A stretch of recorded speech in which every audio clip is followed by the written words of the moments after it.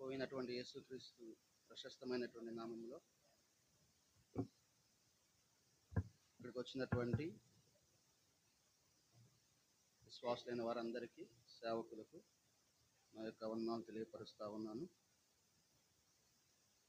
గడిచిన కాలం అంతా దేవుడు కాచి కాపాడి తన యొక్క రెక్కలను భద్రపరిచి 2024 సంవత్సరం గడిచినటువంటి 8 నెలలు కూడా దేవుడు క్షేమాన్ని ఇచ్చాడు.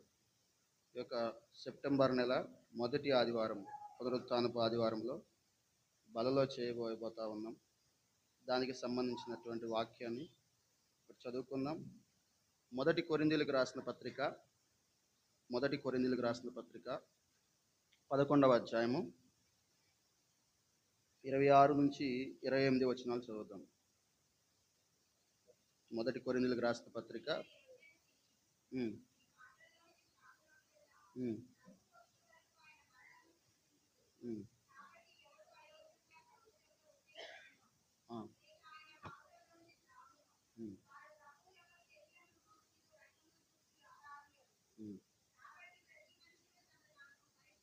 ప్రతి మనుష్యుడు తను తాను పరీక్షించుకొనవలెను.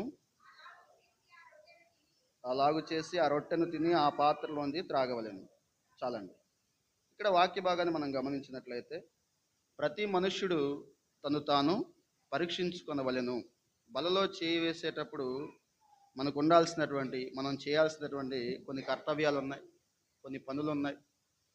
వాటిని చేస్తూ ఆయన మరణాన్ని, పునరుత్థానాన్ని జ్ఞాపకం చేసుకోవాలి, వాటిని ప్రచురం చేయాలి. ఇవి కూడా మనకి దేవుడిచ్చినటువంటి ఆజ్ఞలు, బాధ్యతలు. సో ప్రకటించడానికంటే ముందు మనం చేయాల్సినటువంటి పని ఏంటంటే తను తాను పరీక్షించుకొనవలెను. అలాగే 11వ అధ్యాయం 31వ వాక్యం కూడా చదువుదాం. అయితే మనలను మనమే విమర్శించుకొనిన ఎడల తీర్పు పొందకపోదుము. చాలండి. మనలను మనమే విమర్శించుకొనిన ఎడల. ఫస్ట్ది మనకే మనం చేసుకోవాల్సింది ఏంటంటే పరిశీలన. రెండవదిగా విమర్శ. సాధారణంగా మనం ఏం చేస్తామంటే ఎదుటివారిని విమర్శిస్తూ ఉంటాం, ఎదుటివారిని విమర్శించడానికి ప్రయత్నం చేస్తూ ఉంటాం. వారిలోని లోపాలని, వారిలో ఉన్నటువంటి బలహీనతలను బట్టి వారిని మనం విమర్శిస్తూ ఉంటాం. బహిరంగంగా విమర్శించకపోయినా కొన్నిసార్లు మన మనసులో వారిని గురించి విమర్శ చేసుకుంటూ ఉంటాం. ఏమని అనుకుంటాం, పలానా సహోదరుడు, పలానా సహోదరి బయట ఇలా ఉంటారు, మందిరంలోకి వచ్చి ఇలా ఉంటుంటారు. వీరు చేసే ప్రార్థన దేవుడు వింటాడా? అక్కడ ఎలాంటివి చేస్తున్నారు, ఇక్కడికి వచ్చి ఇలా చేస్తున్నారు. వీరి ప్రార్థన నిజంగా దేవుడు వింటాడా? వీరి ప్రార్థన నిజంగా దేవుడు ఆలకిస్తాడా అని ఎదుటివారిని మనం విమర్శ చేసేవారుగా ఉంటాం. కొంతమంది బహిరంగంగా విమర్శిస్తూ ఉంటారు, కొంతమంది తమ లోపల తామే విమర్శ చేసుకుంటూ ఉంటారు. వాక్యము ఎదుటివారిని విమర్శ చేయమని చెప్పలేదు, కానీ మనల్ని మనమే విమర్శించుకోమని చెప్తుంది. ఏమనుంది అక్కడ 31వ వచనంలో? మనలను మనమే విమర్శించుకుంటే తీర్పు పొందకపోదు. ఎదుటివారిని విమర్శిస్తే ఏమవుతుంది చెప్పండి? మనకే నష్టం. నీ ఎదుటివారికి తీర్పు తీర్చొద్దని వాక్యం సెలవిస్తుంది కదా. అంటే మొదటిగా మనం చేయాల్సినటువంటి కర్తవ్యం పరిశీలన. రెండవదిగా మనల్ని మనమే విమర్శించుకోవడం. మనలో ఉన్నటువంటి తప్పుల్ని మనమే ఎత్తి చూపించుకోవటం. జనరల్గా ఎదుటివాని యొక్క కంటిలో నలుసును తీసేసే ముందు మన యొక్క కంటిలో ఉన్నటువంటి దూలాన్ని గుర్తించాలి. అదే మనకి వాక్యం ప్రకటిస్తూ ఉంది, తెలియపరుస్తూ ఉంది. ఎదుటివాని యొక్క లోపాలని, వారి యొక్క బలహీనతలను ఎత్తి చూపించే ముందు మనలను మనం విమర్శ చేసుకుంటే తీర్పులోనికి రాకుండా ఉంటాం. బలలో చేయి వేసేటువంటి మనము ఈరోజు మనం చేయాల్సినటువంటి పని మనల్ని మనమే విమర్శించుకోవటం, పరీక్షించుకోవటం. ఏ లోపాలు, ఏ పాపాలు, ఏ బలహీనతలు మనలో ఉన్నాయో మనల్ని మనమే విమర్శ చేసుకొని యోగ్యులముగా ఆ బలలో చేయి వేయాలి ఈరోజు మనం. అయితే విమర్శ చేసుకునే ముందు ఈ మన బైబిల్ గ్రంథంలోంచి ఒక కుటుంబాన్ని, ఆ కుటుంబంలో ఉన్నటువంటి వ్యక్తుల యొక్క జీవితాలను బట్టి కొన్ని విషయాలు మనం నేర్చుకుందాం. వారి జీవితాల్లోంచి కొన్ని పాఠాలను బట్టి మనల్ని మనం విమర్శ చేసుకోవటం మంచిది. దేవుడు నాకు ఇచ్చినటువంటి ప్రేరేపణను బట్టి ఆ విషయాలను నేను తెలియపరుస్తూ ఉన్నాను. ఆదికాండము 19వ అధ్యాయం మనం గమనించినట్లయితే సొదొమ గొమొర్రా మీద పట్టణాల మీదకి దేవుని యొక్క ఉగ్రతను రావటం మనం గమనిస్తాం. లోతు కుటుంబంలోని వ్యక్తుల్ని బట్టి ఈరోజు మనల్ని విమర్శ చేసుకుందాం. ఆ కుటుంబంలో ఉన్నటువంటి వ్యక్తులను బట్టి మనల్ని మనం ఒకసారి పరిశీలన చేసుకుందాం. ఈ లోతుకి అబ్రహాం గారి యొక్క పశువుల కాపర్లకి గొడవ వచ్చినప్పుడు లోతు తూర్పు తట్టునున్నటువంటి సొదొమ గొమొర్రా వైపుగా మనం వెళ్ళటం చూస్తాం. లోతు వెళ్ళేటప్పుడు ఆ ప్రాంతం ఎలా ఉందో కూడా మనకు తెలుసు, ఆ వాక్యాలన్నీ మనకు తెలుసు. ఒకసారి చూద్దాం. 13వ అధ్యాయం ఆదికాండము 10వ వచనం గమనించినట్లయితే, లోతు తన కన్నులెత్తి యోర్దాను ప్రాంతమంతటిని చూచెను. యెహోవా సొదొమ గొమొర్రాను పట్టణమును నాశనము చేయక మునుపు సోయరుకు వచ్చు వరకు అదంతయు యెహోవా తోట వలెను ఐగుప్తు దేశం వలెను నీళ్లు పారు దేశమై ఉండను. అది ఎలా ఉంది అప్పుడు? యెహోవా తోటలాగా ఉందంట. మనకి ఆదికాండం 2వ అధ్యాయంలో యెహోవా ఏదెనులో ఒక తోట వేసినట్లుగా చూస్తాం.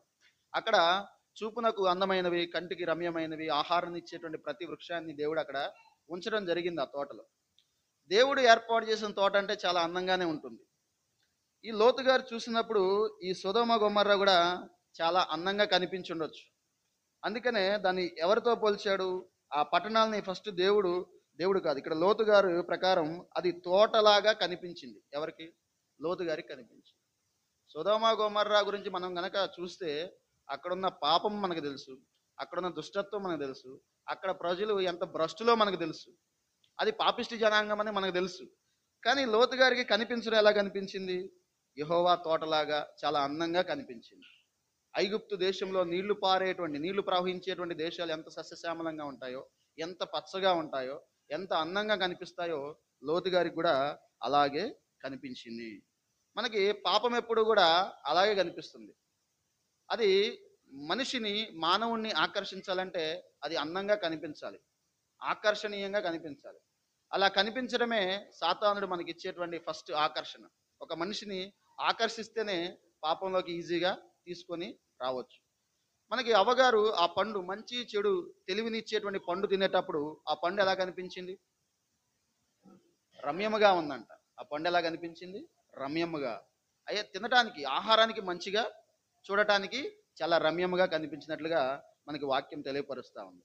ఈ సొదొమ గొమొర్రా కూడా పాపం అనేది ఎప్పుడైనా సరే, ఈ సొదొమ గొమొర్రా మనకి ఎప్పుడు ఈ బైబిల్ గ్రంథం మొత్తం చదివినా సరే దాని యొక్క పరిశీలన, దాని యొక్క సారూప్యత, దాని పోలిక ఎలా ఉంటుందంటే పాపమే.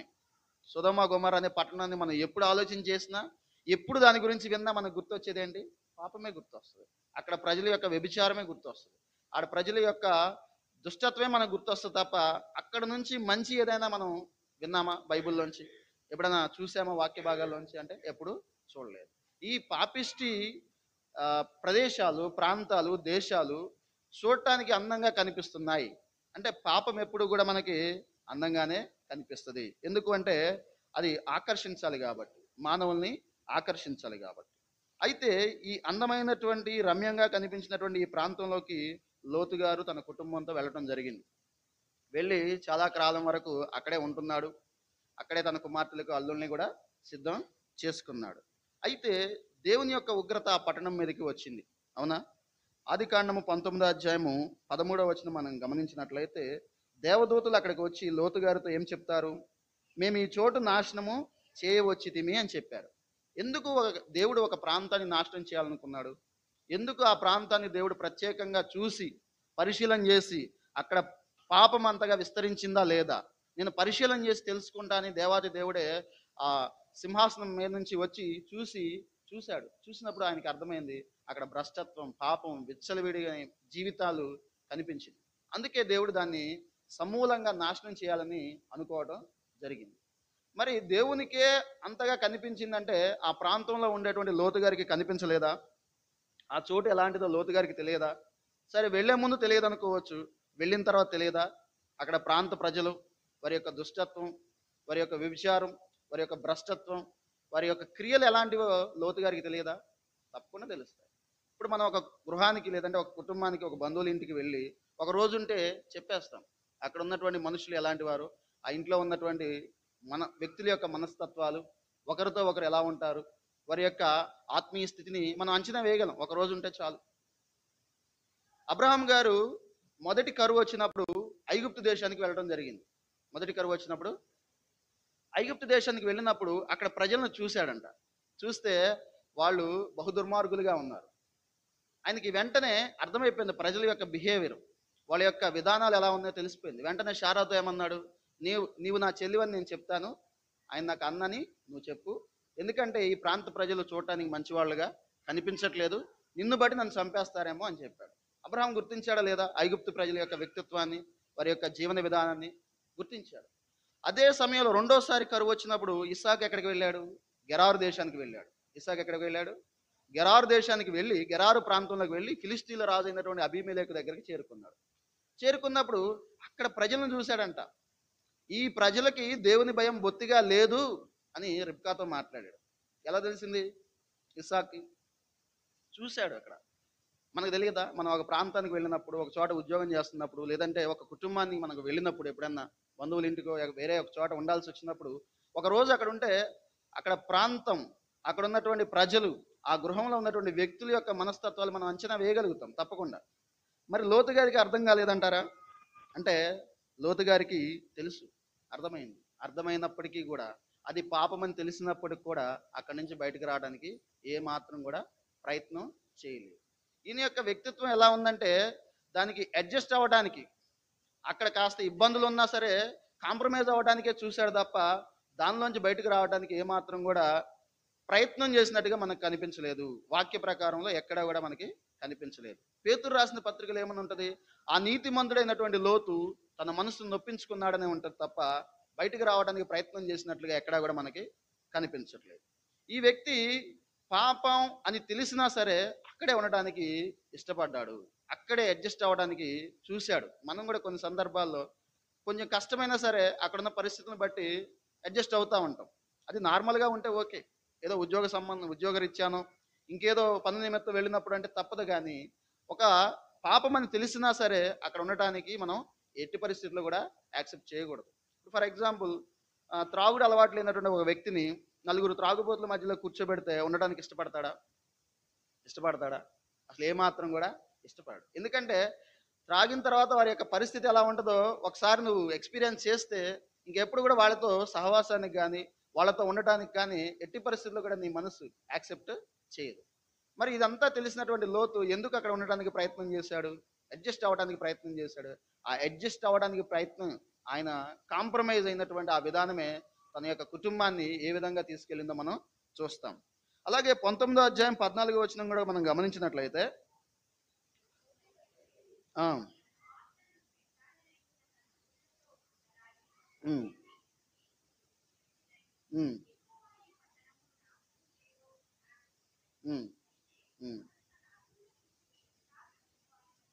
అల్లుళ్ళ దృష్టిలో ఎలా ఉన్నాడంట? ఎగతాళి చేయువాని వలె ఉన్నట్లుగా మనం అక్కడ చూస్తా ఉన్నాం. దేవదూతలు వచ్చారు, లోతు గారితో మాట్లాడారు. లోతు, ఈ ప్రాంతాన్ని మేము నాశనం చేయబోతున్నాం, నీకు ఇంకా ఎవరైతే ఉన్నారో నీకు సంబంధించిన వారందరినీ తీసుకొని ఈ ప్రాంతం విడిచి బయటికి వెళ్ళిపోమని చెప్పారు. చెప్పినప్పుడు ఈయన ఎక్కడికి వెళ్ళాడు? డైరెక్ట్గా తన కుమార్తెల కోసం ఒక 2 అల్లుల్ని సిద్ధం చేసుకున్నాడు. అక్కడే వారి దగ్గరికి వెళ్ళి వారికి చెప్తున్నాడు, రండి, ఈ ప్రాంతం నాశనం కాకపోతా ఉంది, వెళ్ళిపోదాం బయటికి అని చెప్తా ఉన్నారు. చెప్తే ఈ లోతు గారు వాళ్ళిద్దరికి ఎలా కనిపించారు? ఒక ఎగతాళి చేసేవారిలాగా, ఒక జోక్ చేసేటువంటి వ్యక్తిగా, ఏంది జోకులు చేస్తున్నావు మామ అన్నట్టుగా వాళ్ళు కూడా ఈయన్ని కామెంట్ చేశారు. ఇప్పుడు మనం కూడా తెలియని వారికి, అన్యులకి దేవుని యొక్క వాక్యాన్ని ప్రకటించినప్పుడు, అరే పరలోకం ఉంది, నరకం ఉంది, దేవుని నమ్ముకొనకపోతే నరకానికి వెళ్తారని చెప్పినప్పుడు మనం కూడా వారికి అలాగే అనిపిస్తాం. అవునా కదా? బహిరంగంగా మన యొక్క అవిశ్వాసులకు ఎప్పుడైనా మనం వాక్యం చెప్పినప్పుడు వారు కూడా మనల్ని అలాగే విమర్శిస్తారు, ఎగతాళిగా మాట్లాడతారు. ఓకే, మనకి జలప్రళయం వచ్చినప్పుడు నోవహు గారు కూడా అదే విషయాన్ని ప్రకటించారు. వాళ్ళు పట్టించుకున్నారా? పట్టించుకోలేదు. ప్రకటన గ్రంథం కూడా మనం అర్థం చేసుకున్నట్లయితే అక్కడ కూడా దేవుని ఉగ్రత వచ్చేటప్పుడు మనుషులు ఎలా ఉంటారు? విచ్చలవిడిగా తినడానికి, త్రాగడానికి, సుఖించడానికి, ఎంజాయ్ చేయడానికే ఉంటారు. తెగుళ్ళు వచ్చి బాధిస్తూ ఉంటాయి, అయినా సరే ఎవరు కూడా మార్పు చెందినట్లుగా మనం చూడలేం. ఇట్లా ఒక దేవుణ్ణి ఎరిగినటువంటి బిడ్డలకి సువార్త ప్రకటించినప్పుడు, వారికి రక్షణ గురించి చెప్పినప్పుడు వారు ఎప్పుడు కూడా ఎగతాళి చేసేవారుగానే ఉంటారు. చెప్పడం మన బాధ్యత. చెప్పాడు లోతు గారు, వాళ్ళు ఎగతాళి చేసి ఆయన పంపించేయడం జరిగింది. ఈయన ఇక్కడ కుమార్తెల కోసం సిద్ధం చేసినటువంటి అల్లులను గమనిస్తే, అల్లుళ్ళు ఎక్కడ వారు? సొదొమ గొమొర్రా వారే. ఈయనకి అది పాపమని తెలుసు, అక్కడ ప్రజలు పాపిష్టి వారని తెలిసినప్పటికి కూడా కుమార్తెలకి అల్లులను ఎక్కడ సిద్ధం చేశాడు? అక్కడే సిద్ధం చేశాడు. అదే విషయంలో అబ్రహాము గారిని కనుక మనం పరిశీలన చేసినట్లయితే, మీరు ఆదికాండం 24 అధ్యాయం 3వ వచనం ఒకసారి గమనించినట్లయితే, అబ్రహాము గారికి లోతు గారికి ఉన్నటువంటి డిఫరెన్స్ చూద్దాం ఒకసారి. ఉమ్, ఆ, ఉమ్, ఉమ్, ఉమ్, ఉమ్, ఉమ్, ఉమ్. చాలండి. ఇక్కడ ఇస్సాకు గారికి పెళ్లి చేయాల్సి వచ్చింది. పెళ్లి చేయడానికి ఈయన ఎక్కడున్నారు? కనాను దేశంలో ఉన్నాడు. లోతు గారు ఏం చేశారు? సొదొమ గొమొర్రాలో ఉన్నాడు. సొదొమ గొమొర్రాలో తన కుమార్తెల కోసం ఇద్దరు అల్లుల్ని సిద్ధం చేశాడు. వారిని పెళ్లి చేయడానికి రెడీ అయ్యాడు. మరి అబ్రహాం గారు కూడా ఎక్కడున్నారు? కనాన్ దేశంలో ఉన్నారు. అక్కడ కూడా కనాన్ కుమార్తెలు ఉంటారు కదా. మరి వారిలో ఎవరినో ఒకరిని ఇచ్చి పెళ్లి చేయొచ్చు కదా ఇస్సాకు గారికి. కానీ ఏం చేశాడు?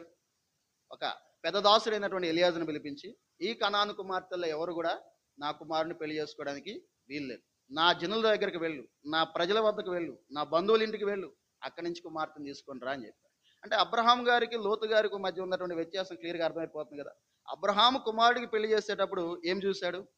లోతు గారు తన కుమార్తెలకు పెళ్లి చేసేటప్పుడు ఏం చూశాడు? అబ్రహాం గారేమో ఈ ప్రజలు వద్దు, ఈ పాపిష్టి జనాంగం వద్దు, ఈ పాపిష్టి ప్రజలు వద్దు నా కుమారునికి, నా కోడలుగా అలాంటి వారు ఉండటానికి నాకు ఇష్టం లేదు అన్నాడు. అదే లోతు గారు ఏం చేశారు? ఎవరొకొకరులే, ఏమైద్దిలే, ఇంతకాలం మన మధ్య ఉన్నోళ్ళే కదా, ఏం కాదులే అన్నంత నిర్లక్ష్యంగా ఆ సొదొమ గొమొర్రాలో ఉన్నటువంటి ఒక ఇద్దరు వ్యక్తుల్ని, పురుషుల్ని చూసి తన కుమార్తెలకి పెళ్లి చేయడానికి నిశ్చయించుకున్నాడు. ఇవన్నీ కూడా కొన్ని భాగాలు. అంటే ఒకసారి మనం పాపంలోకి వెళ్ళిన తర్వాత మన ఆలోచన విధానం ఎలా మారిపోతుంది? సంఘంలో ఉన్నప్పుడు మన ఆలోచన విధానం ఎలా ఉంటుంది? అబ్రహాం గారి ఆలోచన విధానం ఎలా ఉందో మనం చూస్తున్నాం. ఈ పాపంలోంచి వచ్చినటువంటి వ్యక్తులు ఎవరు కూడా నా కుమారుడికి భార్యగా రావద్దని అబ్రహాం గారు కోరుకున్నాడు. సంఘంలో సహవాసంలో ఉన్నప్పుడు మన యొక్క ఆలోచన విధానం, బయట ఉన్నటువంటి లోతు గారి యొక్క ఆలోచన విధానం ఎలా ఉంది? ఎవరైతేలే, ఎవరో ఒకరులే. లోతు గారికి తెలియదు అబ్రహాం గారు ఉన్నారని. అబ్రహాం గారు ఆ దగ్గరలోనే ఎక్కడ ఉన్నారు కదా. ఇద్దరు అక్కడి నుంచే కదా సపరేట్ అయింది. ఈయనేమో తూర్పు వైపు వెళ్ళాడు, ఆయనేమో పడమటి తట్టు వెళ్ళిపోయాడు. అంటే అక్కడికి వెళితే అతని యొక్క అబ్రహాముకి వేరే భార్యలు ఉన్నారు, ఇంకా సంతానం ఉంది కదా. ఆ సంతానం నుంచి ఎవరినో ఒకరిని తీసుకొచ్చి పెళ్లి చేయొచ్చు కదా. లేదు, తన యొక్క తండ్రి ఇంటి దేశం ఉంది కదా, తండ్రి దేశం ఉంది కదా, అక్కడికి వెళ్ళి తీసుకోవచ్చు కదా. కానీ ఏం కాదులే, ఏమైద్దిలే, అలవాటు పడిపోయాడు కదా పాపాన్ని. ఆ ఆలోచన విధానం అలాగే ఉంది.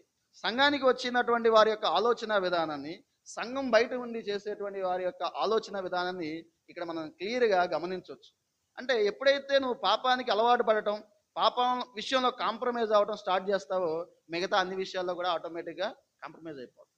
వివాహ విషయంలో లోతు గారు కాంప్రమైజ్ అయిపోయారు. అక్కడ ఉండే విషయంలో కూడా కాంప్రమైజ్ అయిపోయారు. బయటికి రావడానికి ప్రయత్నం చేయలేదు. కనీసం అట్లీస్ట్ తన కుమార్తెలకు పెళ్లి చేసే విషయంలో కూడా ఏ మాత్రం కూడా ఆయన ఆలోచించలేదు. ఇది కూడా మనం లోతు గారి జీవితంలో చూస్తూ ఉంటాం. ఆదికాండం 19వ అధ్యాయం 15వ వచనం, ఆ స్టోరీ అంతా మనం గమనించుకుంటూ ముందుకు వెళ్తే, తెల్లవారినప్పుడు ఆ దూతలు లోతును త్వరపెట్టారు. ఈ ఊరి దోష శిక్షలో నశించిపోకుండా నీ భార్యను, ఇక్కడనున్న నీ ఇద్దరు కుమార్తెలను తీసుకొని రమ్మని చెప్పారు. చూడండి, దూతలు త్వర పెడుతున్నారు ఎవరిని? లోతు గారిని. ఈయన ఏం చేస్తున్నాడు? ఆలస్యం చేస్తా ఉన్నాడు. వారు ఈ సాయంకాల టైంలో ఆ ఊర్లోకి ఎంటర్ అయ్యారు దూతలు. ఆ ఊరిలో వచ్చినటువంటి పెద్దలు ఉన్నారు, ముసలోళ్ళు ఉన్నారు, చిన్నపిల్లలు ఉన్నారు. అందరూ వచ్చి ఆ ఇద్దరు మనుషులు అని ఉన్న బైబిల్లో, అక్కడ యాక్చువల్గా వచ్చింది దేవదూతలు. ఆ ఊరి ప్రజలు ఏమనుకున్నారు? వీళ్ళు నిజంగా మనుషులే అనుకొని వారిని చెరపడానికి, వారితో పాపం చేయించడానికి వారందరూ కూడా ఆ ఇంటి మీద పడ్డారు. అప్పుడు దేవదూతలు వీరిని లోపలికి తీసుకొని తలుపులు వేసేసి వారికి కనుమబ్బు కలిగజేస్తే వారు కనిపించట్లేదు వారికి. ఈ పరిస్థితిలో ఏం జరుగుతుంది? నువ్వు వెళ్ళి నీకున్న వారందరిని తీసుకొని రమ్మని చెప్తే అల్లుల దగ్గరికి పోయాడు. అక్కడ లేట్ అయిపోయింది, వారు రానన్నారు, ఎగతాళి చేసి పంపించేశారు. ఇక్కడికి వచ్చి మాత్రం ఏమన్నా బయటకు వస్తున్నాడా? రావట్లా. అంటే పాపంలోకి ఎంటర్ అవ్వడం ఈజీయే, కానీ పాపంలోంచి బయటకు రావడం కష్టం. పాపం చేయటం సులభమే, కానీ ఆ పాపం నుంచి విడుదల పొందడం అనేది చాలా కష్టం. అబద్ధాలు అలవాటు చేసుకోవడం చాలా ఈజీ, కానీ అబద్ధాలని మానుకోవడం కష్టం. చిన్న చిన్న విషయాల్లో ఊరికే మంచినీళ్ళు తాగినట్టుగా అబద్ధాలు చెప్పేస్తాం. ఏం కాదులే, పెద్దవి కావాలి, చిన్నవి అనుకుంటాం. మనం మోసం చేయట్లేదు కదా, ఎవరిని వంచట్లేదు కదా, ఇది అంత పెద్ద పాపం కాదు కదా అనుకుంటాం. ఈజీయే కానీ స్టార్ట్ చేసేటప్పుడు, కానీ దాని నుంచి బయటకు రావడం కష్టం. సినిమాలు లేదంటే సీరియల్స్ ఇంకా వేరే దేనికైనా అలవాటు పడటం ఈజీయే, కానీ బయటకు రావడం కష్టం. చూడండి, ఎందుకంటే ఆ పాపం అనేది మనల్ని పట్టుకుంటుంది. లోతు గారి యొక్క ఆలస్యానికి కూడా కారణం అదే. వెళ్ళటం ఈజీయే సొదొమ గొమొర్రాలోకి, కానీ బయటికి రావడం కష్టమైపోయింది. సంఖ్యాకాండము 32 అధ్యాయం 23 వచనం గమనిస్తే, మీ పాపము మిమ్మును పట్టుకొనును అనే వాక్యం అక్కడ చూస్తాం. అలాగే ఏబు గ్రంథం 24 అధ్యాయం 19 వచనం గమనించినట్లయితే, పాతాళము పాపము చేసిన వారిని పట్టుకొనును అని వాక్యం చూస్తాం. పాపంలోకి ఎంటర్ అవ్వడం నీ చేతిలో ఉంటది, కానీ పాపం నుంచి బయటికి రావడం మన చేతిలో ఉండదు. అదేం చేస్తుంది? మనల్ని పట్టుకుంటుంది, బంధించేస్తుంది. ఈ బంధించినప్పుడు బయటికి రావడం కష్టమైపోతుంది, ఆలస్యం అయిపోతూ ఉంటుంది. లోతు గారి విషయంలో కూడా అదే జరిగింది. సొదొమ గొమొర్రాలోకి ఈజీగా ఎంటర్ అయ్యాడు, కానీ రావడం కష్టమైపోయింది. తడువు చేస్తున్నాడు, ఆలస్యం చేస్తున్నారు. దూతలేమో త్వర పెడుతున్నారు, వెళ్ళు వెళ్ళు వెళ్ళు. తెల్లవారిపోతా ఉంది, సూర్యోదయం కాబోతా ఉంది. సూర్యోదయం కాకముందే ఆ పట్టణం ఏం చేయబడాలి? నాశనం చేయబడాలి. ఈయనేమో ఆలస్యం చేస్తా ఉన్నాడు. చూడండి, 19 అధ్యాయం 16 వచనం కూడా చూస్తే, అతడు తడువు చేసెను. ఉమ్, ఉమ్, ఉమ్, ఉమ్. చాలండి, చాలండి. చూడండి, లోతు తడువు చేసినని చాలా క్లియర్గా ఉంది. అంటే ఆలస్యం చేస్తున్నాడు, అక్కడక్కడే రాలేకపోతున్నాడు. రావడానికి ట్రై చేస్తున్నాడు, కానీ రాలేకపోతున్నాడు. రావాలని ఉంది, కానీ రాలేకపోతా ఉన్నాడు. ఎలాంటి పరిస్థితుల మధ్యలో ఉన్నాడు? పాపంలోకి కూడా ఇప్పుడు అదే చెప్పింది. వెళ్ళటం ఈజీయే, కానీ రావాలని అనుకుంటాం. చాలా మంది అనుకుంటారు, ఉండాలని ఎవరు అనుకోరు. వాక్యం విన్నప్పుడు వచ్చేయాలనిపిస్తుంది, కానీ రాలేని పరిస్థితి. ఎందుకంటే అది అలా పట్టుకొని ఆ పాపం ఏం చేస్తుందంటే బంధించి వేస్తుంది. ఈయన రావడానికి ట్రై చేస్తున్నాడు, కానీ రాలేకపోతున్నాడు, ఆలస్యం అయిపోతుంది, తడువు చేస్తా ఉన్నాడు. లాస్ట్కి దేవుడే కనికరపడి ఏం చేశాడు చూసారా? చేతులు పట్టుకొని బయటికి తీసుకొచ్చారు. చేతులు పట్టుకొని బయటకు తీసుకురాడు అంటే, పట్టుకొని తీసుకురాకపోతే రాలేరా? ఇక రాలేరు. అలాంటి పరిస్థితిలో ఉన్నారు వాళ్ళు. దేవుడు కూడా మనల్ని పాపం నుంచి పట్టుకొని బయటికి తీసుకురావాల్సింది. అందుకనే యేసుక్రీస్తు వారు ఈ లోకానికి రావటం జరిగింది. దేవుని యొక్క సహాయం లేకపోతే, దేవుని యొక్క చేయి మనం పట్టుకోకపోతే, మనముగా ఏ మనుషుడు కూడా తనంతట తానుగా పాపం నుంచి బయటకు రావడం అసాధ్యమండి. పాపం నుంచి మన పాపను మనం తీసివేసుకోగలమా? తీసివేసుకోగలిగితే యేసుక్రీస్తు రావాల్సినంత అవసరం ఏముంది? బలులు అర్పించో, రకరకాల బలులు అర్పించేసి, నైవేద్యాలు అర్పించి, అర్పణలు అర్పించి పాపం నుంచి బయటకు వచ్చే అవకాశమే ఉంటే యేసుక్రీస్తు ప్రభువు రావాల్సిన అవసరం లేదు కదా. ఆ అవకాశం లేదు కాబట్టి, మనిషి తనంతట తనగా తన పాపం నుంచి బయటికి రాలేడు కాబట్టి ఎవరు రావడం జరిగింది? యేసుక్రీస్తు వారు ఈ లోకానికి రావడం జరిగింది. ఆయన వచ్చి అక్కడ దూతలు లోతు కుటుంబ సభ్యులకు చేతులు పట్టుకొని ఎలాగైతే బయటికి తీసుకొచ్చారో, నిన్ను నన్ను మనందరినీ కూడా మన పాపాల్లోంచి ఎవరు తీసుకొచ్చారు బయటికి? యేసుక్రీస్తు వారు బయటికి తీసుకొని రావడం. ఈ కథలో, ఈ ఇతివృత్తాంతంలో ఎక్కడా కూడా లోతు తాను బయటికి రావడానికి ప్రయత్నం చేసినట్టు కానీ, తన యొక్క పాపం నుంచి విడుదల పొందడానికి ప్రయత్నం చేసినట్టు కానీ, ప్రార్థన చేసినట్టు కానీ ఎక్కడైనా మనకు కనిపిస్తుందా? ఎక్కడా కూడా కనిపించదు. ప్రార్థన చేయాలి పాపం నుంచి బయటికి రావడానికి. చూడండి, కీర్తన గ్రంథం 22వ కీర్తన 5వ వచనం గమనించినట్లయితే, వారు నీకు మొర్రపెట్టి విడుదల నొందిరి ఉంది అక్కడ. వారు నీకు మొరపెట్టి విడుదల నొందిరి. మొరపెట్టాలి. విడుదల కావాలంటే కన్ఫామ్గా, కంపల్సరీగా మనం చేయాల్సింది ఏంటంటే మొరపెట్టాలి. అలాగే 146వ కీర్తన 7వ వచనంలో, యెహోవా బంధింపబడిన వారిని విడుదల చేయును అనే వాక్యంలో ఉంది. ఎలా బంధించబడటం? పాపంలో బంధించబడటం, దుష్టత్వంలో బంధించబడటం, భ్రష్టత్వంలో బంధించబడటం. ఈ బంధకాలు ఏమైతే ఉన్నాయో, ఏ పాపంలో నువ్వు బంధించబడ్డావో ఆ పాపం నుంచి విడిపించడానికి మన దేవుడు సమర్థుడు. అలాగే ఇంకా దానికి సంబంధించిన రెఫరెన్స్లు, యెషయా గ్రంథం 61 అధ్యాయం 1వ వచనంలో, పాపము అనే చెరలో ఉన్న వారికి విడుదలను ప్రకటించడానికి యేసుక్రీస్తు వారి లోకానికి వచ్చినట్లుగా చూస్తాం. కొలస్సీలకు రాసిన పత్రిక 1వ అధ్యాయం 13వ వచనం, ఆయన మనలను అంధకార సంబంధమైన అధికారంలో నుండి విడుదల చేస్తాడు. ఎవరు? యేసుక్రీస్తు ప్రభువు. విడుదల కావాలి. ఏ పాపంలో ఉన్నా సరే ఆ పాపం నుంచి విడుదల కావాల్సిందే. లేకపోతే ఏమైంది? అక్కడే ఉండి నశించిపోతాం. పాపంలోంచి మనందరికీ కూడా ఏం కావాలండి? విడుదల కావాలి. ఆ విడుదల ఇవ్వడానికి ఎవరు వచ్చారు? యేసుక్రీస్తు వారు. ఆయన చేయి పట్టుకొని బయట తీసుకురావడానికి ప్రయత్నం చేసినప్పుడు ఆయనకి చేయి అందించే వారంగా ఉండాలి. మనకై మనగా ప్రార్థన చేసి, ప్రభువా నన్ను విడిపించు అనేటువంటి అడిగేటువంటి అలవాటు మనకు ఉండాలి. అప్పుడే ఆ పాపం నుంచి మనకి ఏం దొరుకుతుందండి? విడుదల దొరుకుతుంది. ఆదికాండం 19వ అధ్యాయం 17వ వచనం గమనించినట్లయితే, తీసుకొచ్చిన తర్వాత ప్రాణము దక్కించుకున్నట్లు పారిపొమ్ము, నీ వెనుక చూడకము. చాలండి, నీ వెనుక చూడొద్దు అని చాలా క్లియర్గా చెప్పారు. ఇక్కడ జరిగినటువంటి ఒక్కొక్క భాగంలోంచి చూస్తున్నాం. ఓకే, ఆయన పాపం అని తెలిసినా అక్కడికి వెళ్ళటం చూసాం. ఆ పాపిష్టి జనాంగం అని తెలిసినా సరే అల్లుల్ని అక్కడే సిద్ధం చేసుకున్నాడు. బయటకు రావడానికి ప్రయత్నం చేశాడు కానీ రాలేకపోయాడు. దూతలే చేతులు పట్టుకొని బయటకు తీసుకురావాల్సినటువంటి పరిస్థితి వచ్చింది. వెళ్తూ వెళ్తూ వారు ఒక మాట చెప్పారు, వెనక్కి చూడొద్దు.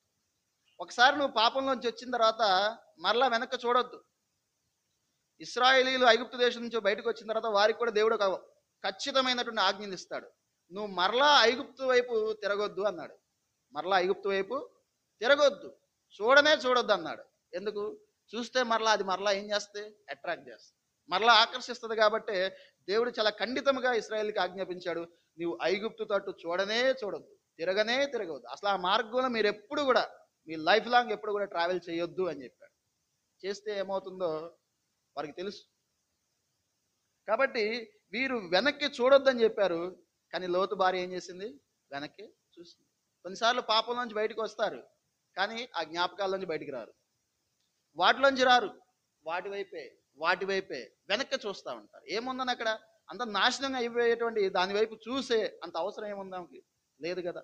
పోనీ దూతలు చెప్పలేదా అంటే చాలా క్లియర్గా చెప్పారు. కానీ ఆమె చూసి ఏమైంది? ఉప్పు స్తంభం అయిపోయింది. నాశనాన్ని కొని తెచ్చుకోవాలి. పాపం వలన వచ్చేటువంటి జీతం ఏంటి? మరణం. తర్వాత మనం గమనించినట్లయితే లోతు కుమార్తెల గురించి చూద్దాం. లోతు గారి గురించి చూసాం, లోతు భార్య గురించి చూసాం.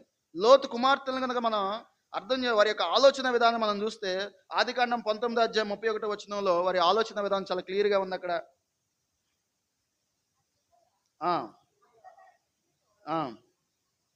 మన తండ్రి ముసలివాడు, సర్వలోక మర్యాద చొప్పున మనతో పోవుటకు లోకంలో ఏ పురుషుడును లేడు. వారి యొక్క ఆలోచన విధానం, ఆ ఆలోచన ఎంతటి భ్రష్టత్వానికి, ఎంతటి దుష్టత్వానికి తీసుకెళ్ళిందో మనకు బాగా తెలుసు. ఆ కుమార్తెల యొక్క ఆలోచన విధానం ఎంత భయంకరంగా ఉందండి. సొదొమ గొమొర్రా నుంచి బయటకు వచ్చారు కానీ వారి ఆలోచనలో ఉన్నటువంటి పాపాలు మాత్రం పోలా. ఈ సొదొమ ఆలోచనలు మాత్రం పోలా.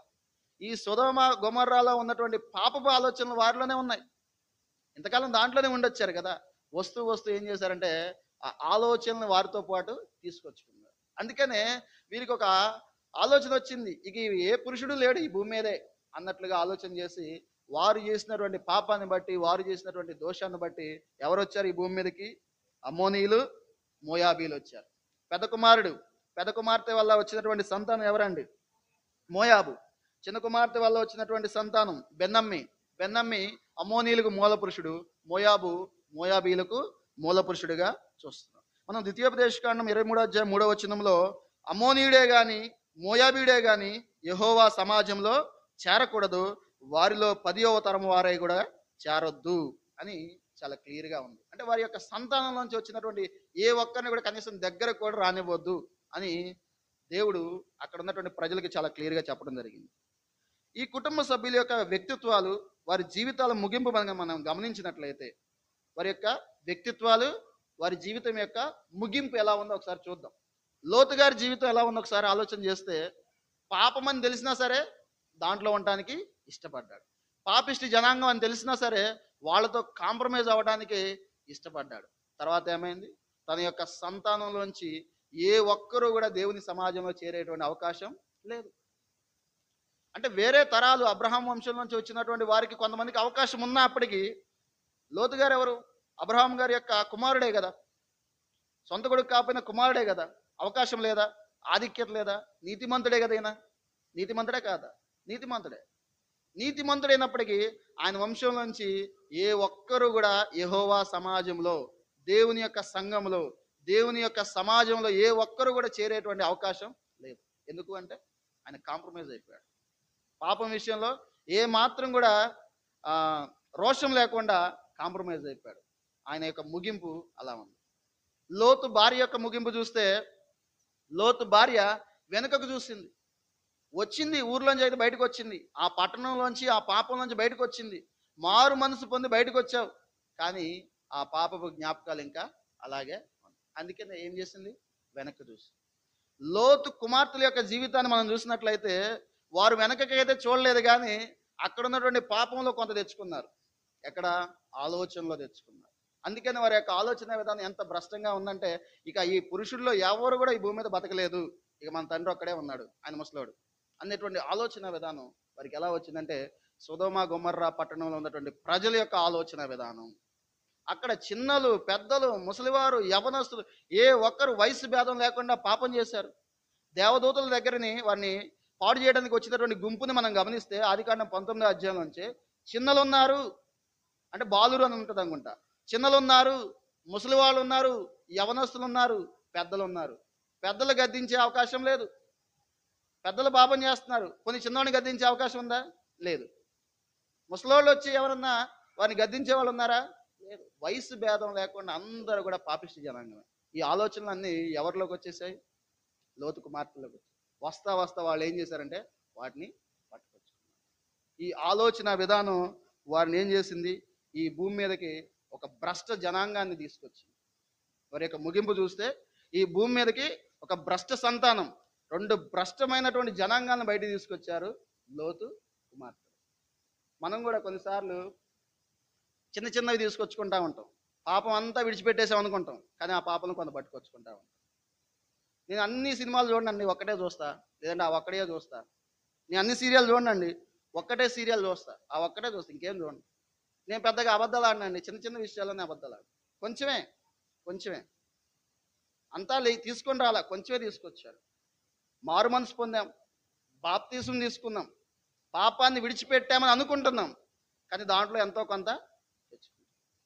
ఇశ్రాయేలీయులు యెరికో ప్రాకారాన్ని కూల్చినప్పుడు ఆ పట్టణం మొత్తాన్ని అగ్ని చేత కాల్చివేసి అది శపితమైందని చెప్పేసి దాంట్లో అసలు ఏది ముట్టుకోవద్దని దేవుడు చెప్తే, ఆకాను అనేటువంటి వ్యక్తి, ఆకాను జబ్ది మనవడు, కర్మీ కుమారుడైనటువంటి ఆకాను అనేటువంటి వ్యక్తి ఏం చేశాడు? కొంత తెచ్చుకున్నాడు. మొత్తం తెచ్చుకున్నాడా? కొంత తెచ్చుకున్నాడా? కొంతే తెచ్చుకున్నాడు. కొంత వెండి, కొంత బంగారం, కొన్ని వస్త్రాలు, కొన్నే తెచ్చుకున్నాడుగా అని చెప్పేసి యెహోషువ క్షమించేయమన్నాడా? ఏం జరిగింది అక్కడ? రాళ్లతో చావగొట్టారు. రాళ్లతో చావగొట్టారు. కొంచెమే, ఈ వ్యక్తిలో కొంచెం పాపమే ఉంది, ఏం కాదు అలౌ చేయండి పరలోకంలో, కానీ దేవుడు అంటాడా? నువ్వు కొంచెం తెచ్చుకున్నా, మొత్తం తెచ్చుకున్నా, తెచ్చుకుంది ఏంటి? పాపమే. పాప సంబంధమైనది ఏది కూడా పరలోకంలోకి అనుమతించబడదు. కాబట్టి మనం కూడా నరకంలోకి పడవేయబడతాం. కొంచెమే తెచ్చుకున్నాడని దేవుడేమి కాంప్రమైజ్ అవ్వడు. ఈరోజు కొంచెం పాపమే అని నువ్వు కాంప్రమైజ్ అవ్వచ్చు లోతుగారిలాగా, ఆ కొద్ది ఆలోచనలే అని చెప్పేసి కాంప్రమైజ్ అయ్యి వెళ్ళిపోవచ్చు. కానీ ఒకానొక దినాన ఏం చేస్తాం? పట్టబడతాం. ఒకానొక దినాన నరకంలోకి త్రోయబడతాం. ఆకాను ఎలాగైతే కొంచెం తీసుకున్నటువంటి ఆకాను రాళ్లతో సావగొట్టారో, కొంచెం పాపంతో వెళ్తే పరలోకంలోకి అనుమతి మనకి ఉండదు. ఈరోజు మనల్ని మనం పరీక్ష చేసుకుందాం ఈ విషయంలో. ఇక్కడ మనకి 3 ఇతివృత్తాంతాలు కనిపిస్తూ ఉన్నాయి. లోతు పాపం విషయంలో కాంప్రమైజ్ అయ్యాడు. ఏమయ్యాడు? తన యొక్క వంశం నుంచి ఏ ఒక్కరు కూడా యెహోవా సమాజంలోకి చేరేటువంటి అవకాశం లేదు. లోతు భార్య వచ్చింది బయటికి, కానీ ఆ జ్ఞాపకాలు ఇంకా అలాగే ఆమెలో ఉండిపోయాయి. వెనకకు చూసింది, నాశనమైంది. లోతు కుమార్తెలు బయటకు వచ్చారు, వెనక్కి చూడలేదు, కానీ వారితో పాటు కొంత తెచ్చుకున్నారు పాపాన్ని. వారి ఆలోచనలో తెచ్చుకున్నారు పాపాన్ని. భూమి మీదకి భ్రష్టమైనటువంటి జనాంగాలను రెండింటిని తీసుకొచ్చారు. ఆ జనాంగంలో ఒకే ఒక రూతు గారు తప్ప ఎవరు కూడా మనకి బైబిల్ గ్రంథంలో కనిపించారు. మనం పరీక్ష చేసుకుంటే, మనం పరిశీలన చేసుకుంటే ఈ విషయాలను చేసుకోవాలి. మొత్తం పాపం నుంచి బయటకు వచ్చావా? కొంత తీసుకొని వస్తున్నావా? లేదు, పాపం చేసేటువంటి ప్రజల మధ్యలోనే ఉండి లోతుగారిలాగా కాంప్రమైజ్ అయిపోయి ఏదో అలా నడిపించేస్తున్నామా విశ్వాస జీవితాన్ని? మనం ఒకసారి పరిశీలన చేసుకుందాం. అందుకే యోబు గారు ఒక మాట అంటాడు. యోబు గ్రంథం 13వ అధ్యాయం 23వ వచనంలో, నా పాపమును నాకు తెలియజేయము, నా పాపమును నాకు తెలియజేయమని ప్రార్థన చేశాడు.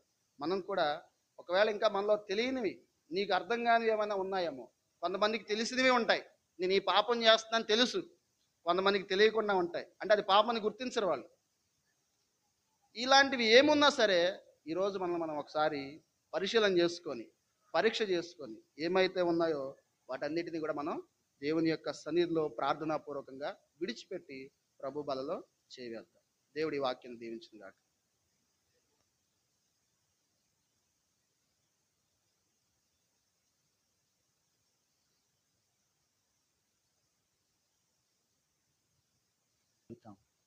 నిమిషం ప్రార్థన చేసుకుందాం. ప్రేమగల తండ్రి, వందనాలు, స్తుతులు నాయన. మా క్రైస్తవ జీవితాన్ని మేము